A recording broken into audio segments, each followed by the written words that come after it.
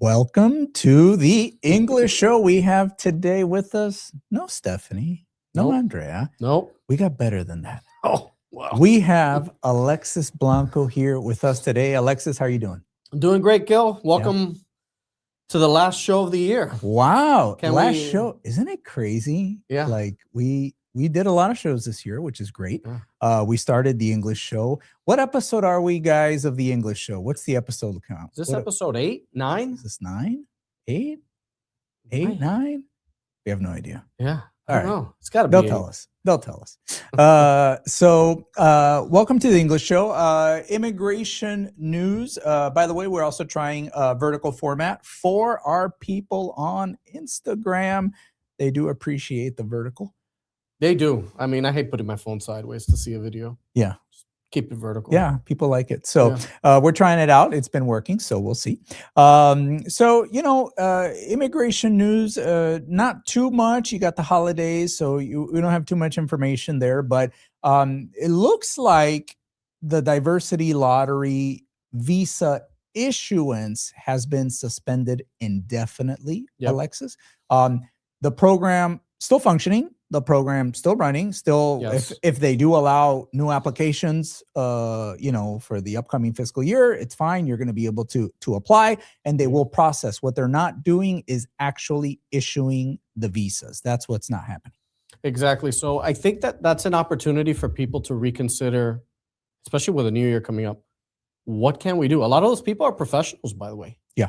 And so what are other visa options that you can consider to actually get in? Yeah. And sooner, because there's a lot of uncertainty with the diversity visa. So I say now's a good time to think about EB1, EB2, O1, L1, E2. I mean, all these range of visas that you probably qualify for or almost qualify for. Yeah. You're better off. Let me develop what I need 6 months from now, apply for visa where I can get in. Maybe. I think that's a great idea. And we're talking new year, new game plan, strategies. We're talking in this show like, hey, what's the mindset? Okay, they're taking some things away. Sure. But there are also things that are already there that people, I would say, underutilize. I really do believe the best visa classification is the O1 visa. And Absolutely. when I tell you that I believe that, Absolutely. I believe that wholeheartedly because we've been doing it very successfully oh my God, it's episode 9. Look at that. There we go. Episode 9. There you go. So we've been doing that for many years. Why do I say I believe it's the best? Because I've yet to meet the person we can't work with to get them to the level we need for that visa. It's insane. Everything, everyone, anyone, you really qualify. Yeah. You might not qualify today, Right. but it's something where you have the ability, and I feel that very few visas people could control. You know what I'm saying? Like you could control that visa in the sense that, hey, it's on you. If you want to develop your career, develop the visa, develop things that are necessary, like that's on you. And obviously we're talking about 100% legitimate way of developing your career and also at the same time qualifying for a visa that's very interesting for many. Another reason I love that visa is there's no annual cap for that visa like in H1B. For the O1. For example, we could apply for it anytime at any year. It doesn't necessarily require investing in the US like in E2. It doesn't require, uprooting a company and opening up a new company in the US. But it also gives entrepreneurs, startups, tremendous opportunity. We actually work with a lot of startups and entrepreneurs for O1As in particular. So I would say it's still my favorite visa. Everything that's happened negatively, let's say that there's a bit of an aura of negativity right now with U.S. immigration. Yes. I would say, yes, that is true. I'm still seeing great results with certain visa categories. Yes, they're tougher with green cards. Yes, they're tougher with visas. That's the truth. You know what? I believe we've gotten tougher too, to be honest with you. Like we've upped our game. I feel we're filtering cases a little bit better. Absolutely. We're asking for things that we know may be an issue down the pipe. We're trying to foresee a little bit issues that are going to be had in cases, knowing that look, you have negative immigration for 2025. Right. Okay. I think so. Yeah. No. They're saying probably to the tune of 2.5 million. Wow. Okay. So deported, I don't know, close to 600 and about 1.9 million self-deported. Right. Okay. Wow. They left, they got the $1,000 or the 3,000 that's being offered them now. Wow. Interestingly enough, we had a client that accidentally filled out the form and he thought it was like for US citizenship. He's been a green card holder. No. And he accidentally without wanting to, he thought it was something that was just, oh, it's like a registration. I have to register or whatever. Sure. And he was doing the right thing. He's like, let me register. No. And they're like, okay, you're going to receive $1,000 and this is your, your departure date or whatever, this or that. And he's like, no. And you know what? He went to CBP. He explained everything. And they were like, they probably were laughing. They were like, probably it's fine, sir. Nothing happened. But anyways, so Okay. we are living in some kind of crazy times. So prepare for 2026 with the best strategy and plan available to you. I do believe, I've said this for many years. I said it during COVID. The U.S. is open for business. Yeah. We have an incredible economy happening right now. We have tremendous growth. Yep. There's opportunity. Businesses are thriving here. Manufacturing jobs hopefully are coming back here in 2026. Oh, yeah. I was speaking to a gentleman this morning. We have construction companies hiring professionals from outside the U.S. Right. Why do you think that is? We need it. We need it. Okay. So it's we're building. Yeah, we're building. Yeah. And it's like, and we need professionals here in the US, and we need not just professionals, we need skilled labor as well. Electricians to build the data centers, AI technology is taking over everything. This is not just Silicon Valley. This is across the board. This is normal companies that are needing these professionals as well. So Absolutely. I'm just of the opinion that immigration for professional business people, artists, entertainers, people, of any type of industry, sciences particularly, are going to have great opportunity in the U.S. in 2026. Absolutely. I mean, you see the push by the administration and really by the big companies, right, that can really sway the industries. But anything that has to do with engineering, logistics, battery car manufacturing, they're really trying to bring a range of manufacturing back to the United States. And it's happening. You see it with a lot of large companies investing the money, which is a sign that it's working, but also small and medium-sized companies that are expanding. Yes. I mean, I have two friends working in the startup battery industry, and I'm like, how's that going for you? They're saying, it's going great, and we're getting government funding. Yeah. And it's not limited to just U.S. personnel, it's just U.S. companies. Yes. So if you have that knowledge and you're coming from South America, Europe, Asia, Africa, you have opportunity here. Yeah. And that hasn't stopped. I do feel that. So, we always say this, one door closes, another one opens. Yeah. I'm just such a strong believer that the U.S. needs immigration. Like it just needs immigration. But that's without a doubt. Let's hit some questions in the English Show 9th episode. Quick question from Juan. I have an EB2 NIW green card. Great, Juan. I'm planning to stay in Colombia for a month. Am I going to have issues to enter back into the country? No, Juan, you shouldn't have any issues. You're going to enter with your valid passport and your green card. A 30-day trip is fine. That's actually considered a short trip. I'm more concerned with travel getting up there to the 6 months plus mark without entering the U.S., then that's when it becomes an issue. If at any point you need to travel longer than 6 months, it is recommended to apply for a reentry permit that will allow you to be out up to 2 years consecutively without losing your green card. But your 30-day trip, no worries. Have fun. Quick question. When it comes to like the processing times on a visa like O1, I mean, I'm not seeing a big delay there. In processing times? I mean, there's premium processing, right? Yeah. You get a decision in 15 business days. Maybe it takes 2 to 4 weeks to secure an appointment with the embassy.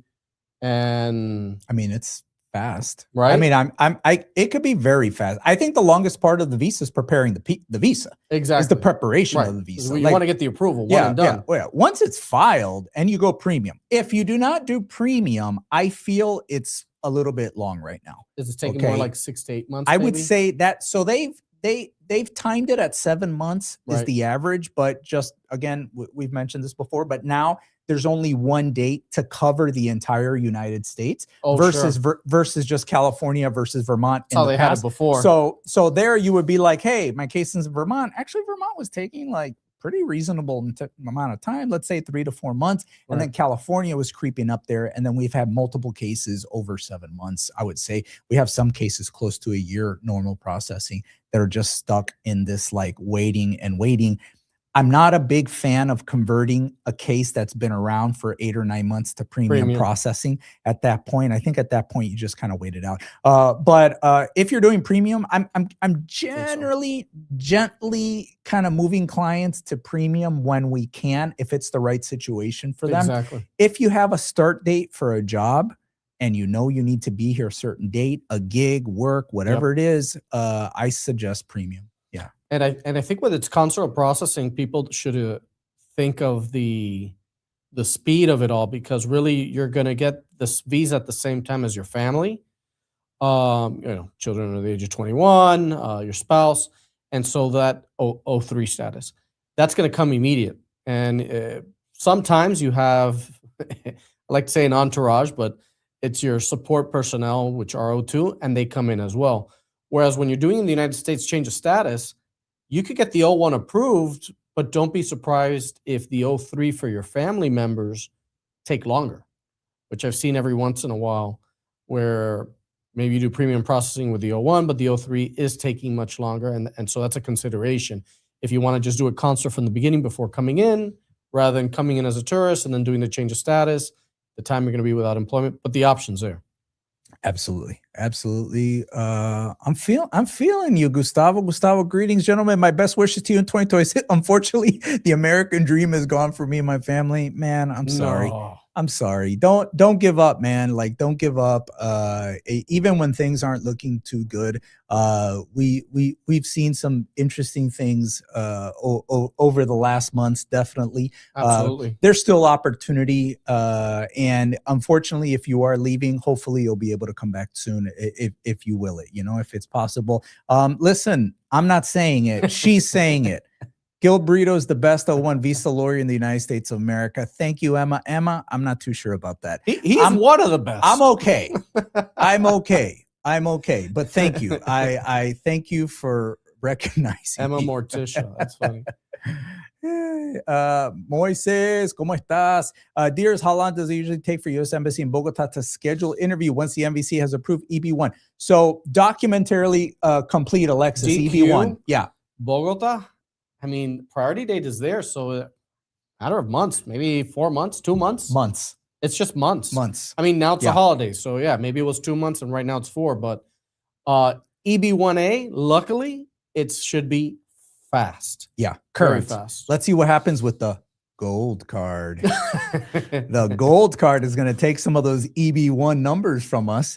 But for right now, it's current. It's good. It's not something to be concerned with. So I would assume after your case, I think 3 to 4 months is very fair. Exactly. Most that I see, it's under 6. Okay, after EB1, EB1, I would say under 6, or sometimes really fast. Yeah, that's why I've seen some in 2, 3 months. And the gold card, I'm not that worried because EB1 rarely hits its benchmark for the number of visas, and I think most people applying for the gold card will be under EB2 and IW. I hope so. Because if you're EB1, I mean, why do the gold card? I don't know. The thing is, this is what I'm not clear on, is the logistics of what they're going to do. So I understand now that there's the form. I took a good look at it. I saw it, all the fees. The form made sense. It's almost kind of like when you're doing investor visa. It's pretty straightforward. We'll be able to help people out with that. The fees, understood. This is what it costs. 15 G's. Got it. Understood. What I'm confused in is the logistics of this. Okay, they review your application, they approve your application. What are they sending me? So my understanding, and there's still, it's unclear. Okay. My hunch is you still have to qualify for an EB1A or an EB2 and IW. What? And the $1 million donation, that's what it is, to the U.S. government, to the Department of Treasury, is to establish substantial merit or national interest waiver.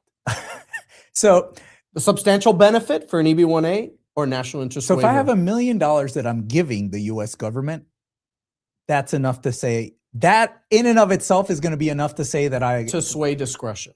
Jesus. And so you still have to argue the categories, quote unquote. I'm very careful with the way I describe it.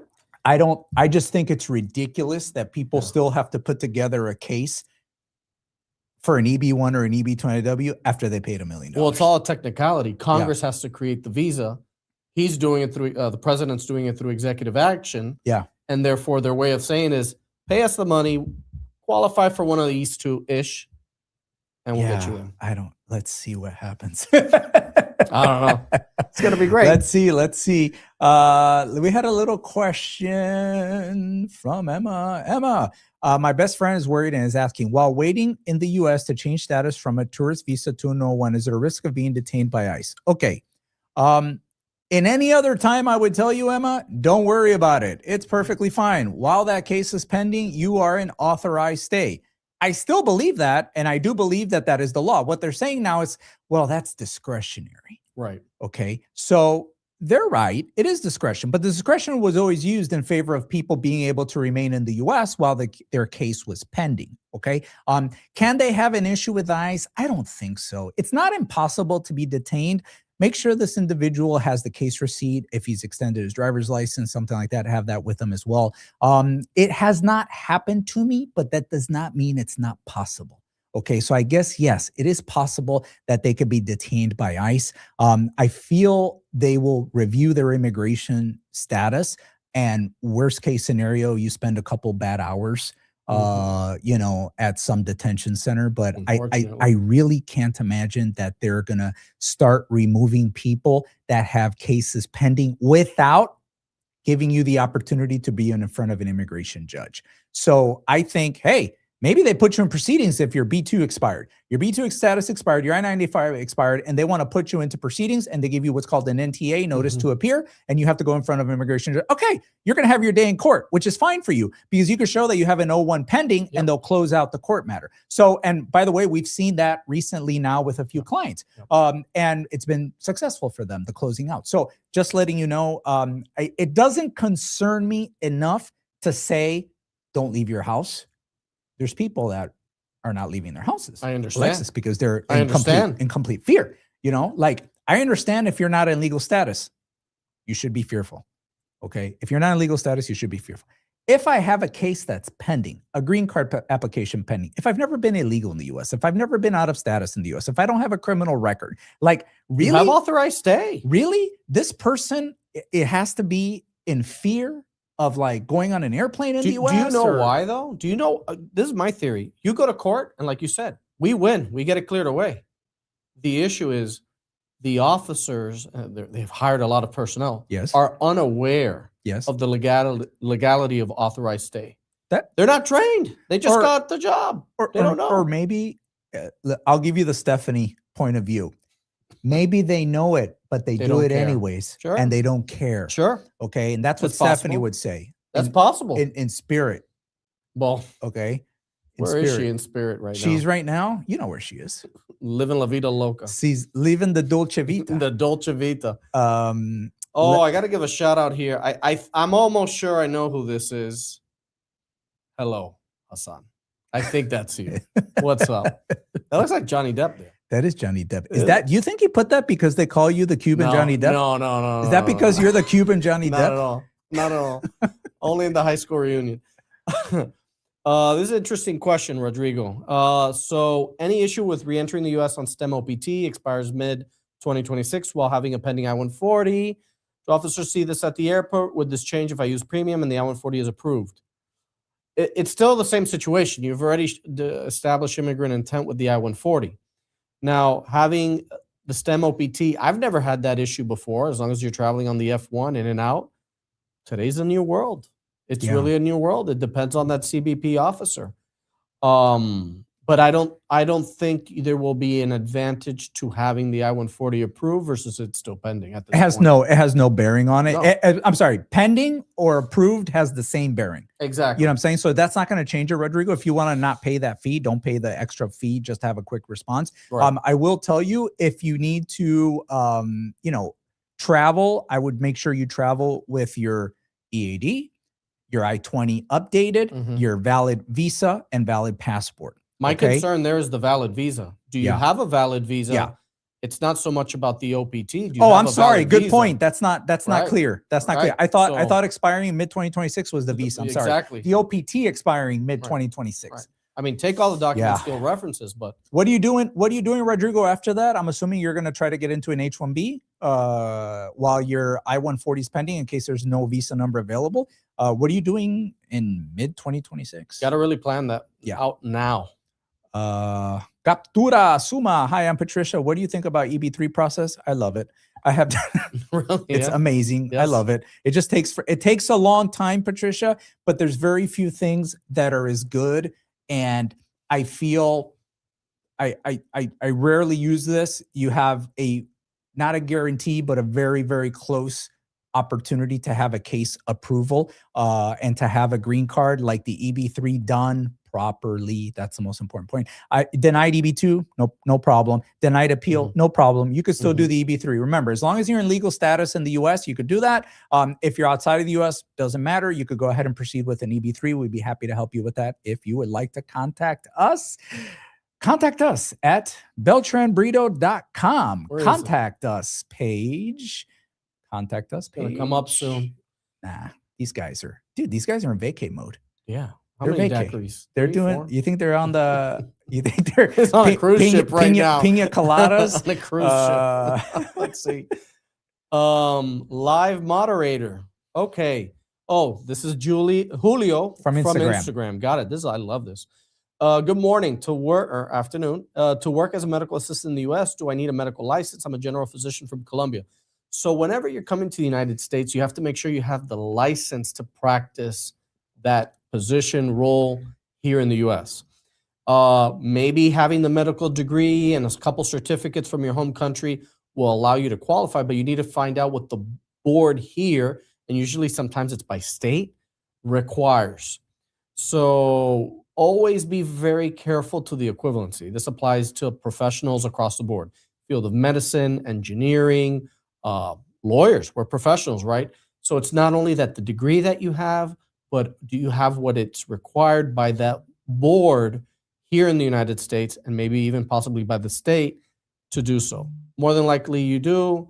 You might have to take some sort of short exam or certificate to finish qualifying. We have a lot of clients that do that in the medical field. Now they have that. A few states in the U.S. really inquire about this, Julio. A few states in the U.S. now make it much easier for the licensing process for foreign medical graduates. Sure. So there's, I believe Florida's one of them. I believe New York's one of them. We have a lot of clients in New York that are doctors that are, wow, they've taken off. They've gotten wonderful careers. They're licensed. We have many clients licensed in Florida as well.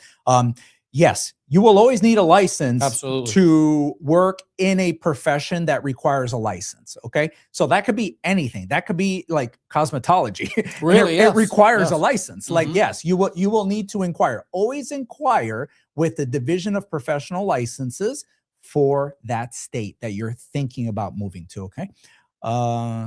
Let's talk about Andrew, Instagram. O1 visa valid until 2028. Perm is at the Department of Labor now. Will it still be pending by June 2026?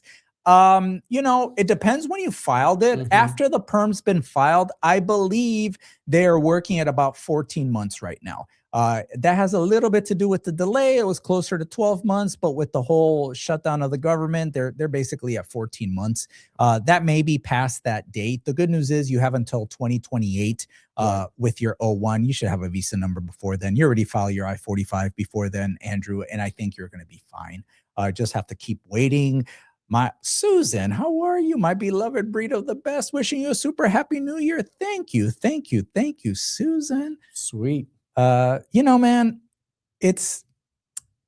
I feel you. I feel you, Gustavo. Gustavo's like, give us money and we'll figure it out. That's what they say. I feel you. Who I feel said you. that? Because that's not. That's the That's the U.S. government. That's the government or the attorneys. Yeah, I'm trying to figure that one out. Yeah. Gold card? I'm sorry, man. Yeah, I know. I hear you. What else we got? Let me see. Let's talk a little bit. We got some interesting stuff to talk about. So, there's this idea that if you get a visa denied at the consulate, Mm-hmm. that's it. Oh, no. You're toast. No. So I see that a lot. Like, that's the idea. Tell me why you were denied.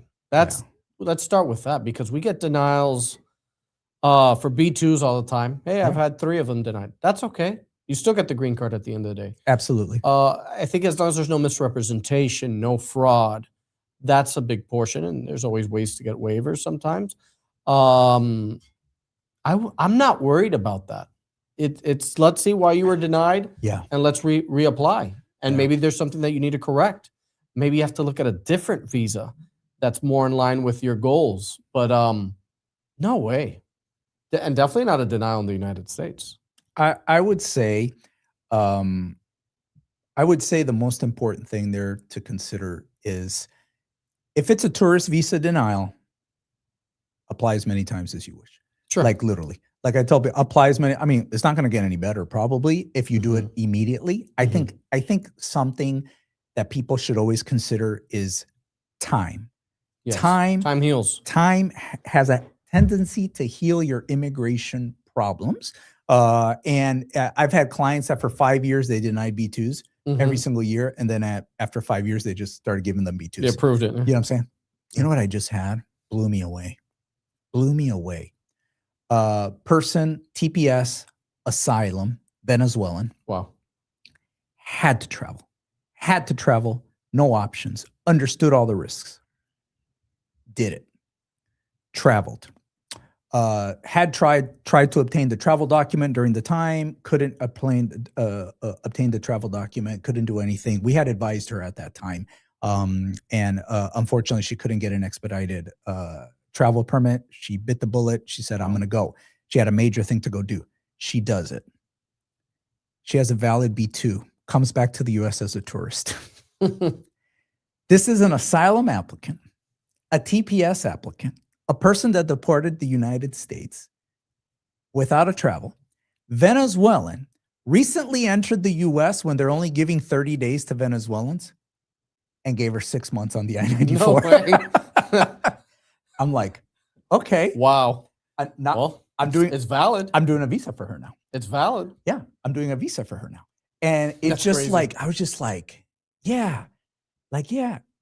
Sometimes it does feel a little grim and just like whatever. And, I would say I used to take more risks years ago. Sure. And I would more, I'm a shoot from the hip type of person, and I'll take risks as long as the client is aware of the consequences and everything that could happen. And I would be a risk taker. I've been more risk adverse in the last few years, and then this year with everything that's happened. But wow, we've seen some interesting things happening. I mean, if the client's willing to take the risk, and knowing sometimes the that's consequences, the only option, as long as they know the consequences. Yeah.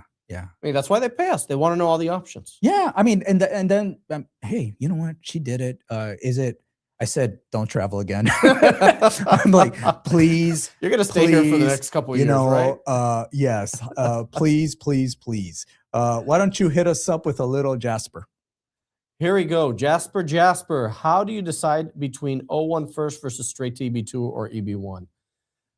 That's a good question, Jasper. There's a few things that you always want to consider when thinking of the non-immigrant O1 and versus EB1 or EB2 and IW. And I think first it starts with, do I qualify for an EB1 or an EB2 and IW? Once you figure that part out, if it's EB2 and IW, you say, well, man, it does take about 1.5 years for the priority date to even come current at this point. And I think it's going to slow down again versus an EB1 that is current. And then with that in mind, you say, well, how soon do you have to be in the United States? An O1 can be done fast, equal to an EB1. So if you tell me, well, I need to be there in 3 months, I might just say, well, you have to do the O1. If you have a few more months, then EB1 is fine. Another thing to consider is how many years of experience do you have in your industry, in your profession? How successful have you been? How much time are you willing to put to get to where you need to be? Those are discretionary factors that we kind of talk about in the initial consultation. That's the whole purpose. Let's figure out where you land. Maybe you qualify for all three, and it's a matter of, well, I don't mind waiting, or I need to be there next year. My children need to study in August. Great, school year starts in August. So there are a few things to consider, but it's usually time and experience. But EB1, EB2, and IW, there's the bigger difference than when comparing an EB2 and IW to an O1 and an EB1 to an O1. The other thing that's prominent is an O1 requires sponsor and a job offer from a U.S. company, U.S. agent, and the job offers coming from a U.S. company. That is usually worked through, it depends. You have a network that's available to you that's willing to work with you, or we've worked with entrepreneurs, and maybe this is your first time being quote unquote an entrepreneur, but you are willing to open up, maybe you're the director of marketing your entire life and you want to come open up a company here, and this is going to be your startup first time. That's okay. Doesn't mean that you've done it before. It means that you're willing to do it now. Because guess what? You're going to be the director of marketing of that company as well as complete owner, member, manager. And we can do that with the O1. That's a strategy that's there and available to you. So a lot of it does come down to timing and what you qualify for both. I mean, also, O3, spouse, children, they cannot work. That's something that a lot of people want to consider. They say, we can't do one income household. Yeah. Well, then let's go straight to the EB1, EB2, and IW. You're going to arrive legal permanent residence. Everyone's going to work from day one. There's a few factors. It really depends. It's very personal. It's very personal. Gustavo just wanted to clarify. No complaints from you. Alexis has helped me a lot. I'm like, what? Oh, Gustavo Corzo. Yes. What's up? Very nice. Thanks, Gustavo. Angel shower doors. Have you had premium process that were extended due to the suspension, the pause for the 19 countries? Great question. I believe we are already on one case, day 19, 20, 16, 17 premium processing, and we have not received the response, which it's Venezuelan national. It leads me to believe that that case is going to be on pause and suspended and will not render a final decision. I don't think, so the issue is this. Why are they waiting if they're going to deny the case? What's the purpose of waiting? That if the case can be denied, then it doesn't even matter. Then if it's just denied, why are you waiting? Give me my decision. Right. I at this point, I feel that they're just not going to review the case. So they're just buying time. According to them, they will review. They can. They will review. That's what they had said. They will review, or they can review, but maybe they don't. They're not obligated to review. Maybe not. I think I had a case that was filed prior to this travel ban, and premium processing came and went. It's for a different one, so it's not 15 business days. It's closer to 45, so approximately 2 months, a little more than that. And finally, the time hit. We gave it a couple extra weeks. We reached out. And they're just throwing at me, hey, discretionary factors. We're looking at security due to security issues. We're keeping your money. We're keeping your money. Yeah, we're keeping your money. And we're going to review it. By the way, if you want to request money back, you got to do it at the end, once you have a decision. Jesus. Yeah. What? I don't know. And so, but I think it's all over the place. We still are getting some premium processing cases decided on. I think we're going to get clarity in the next 30 days. I mean, by the next week, I should have no minimum of 5 or 6 examples of what's happening. And by the way, it's not just, I know a lot of people are like, Venezuelan, this is against Venezuelan cases. I have plenty of other nationalities that are on that list. I mean, there's 40, what is it? No, it's 19, 30, 19 of the most recent one. Of the more recent, the most recent one. But I'll give you an example.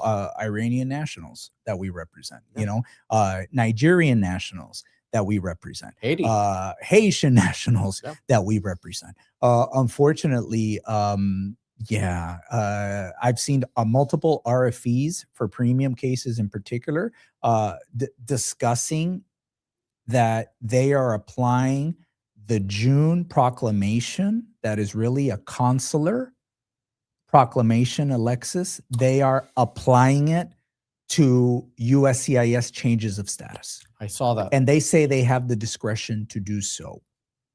I I I don't even know what to say. Like it's I've like never seen like, that anywhere. Like it's a wow. Not type of only situation, not only yeah. is it against the executive order, so Yes, the policy, executive, right, right? right. But where's that in the law? I mean, I Yeah. know there's discretion, but the discretion, like They just like you said has always been in favor of authorized stay. we have the discretion.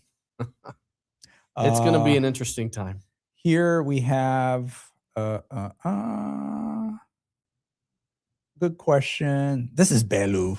Belu's watching us. I know Belu. That's She's also trying good, that to do question, huh? her EB1. Hey guys, if I apply for an EB1, does USCIS check your O1B memo and contracts? Usually not, and it's not something that I'm going to produce for them, unless like it's material to the case. So generally, they're not going to be looking at that.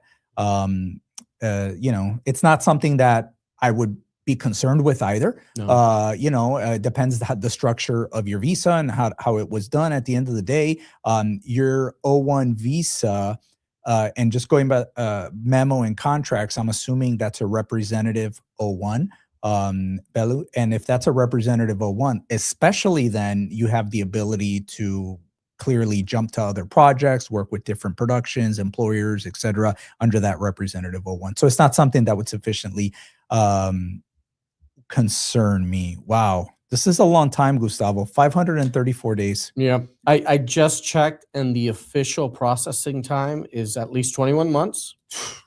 And when you put in the priority date, it's closer to 23-month range. So that's 2 years. 365 times 2 is 730 days approximately. So yeah, you're about maybe 8 months shy. No, not that much. No. Sorry. He's about Sorry. three to four. Three to four. Sorry. 3 to 4. So I know.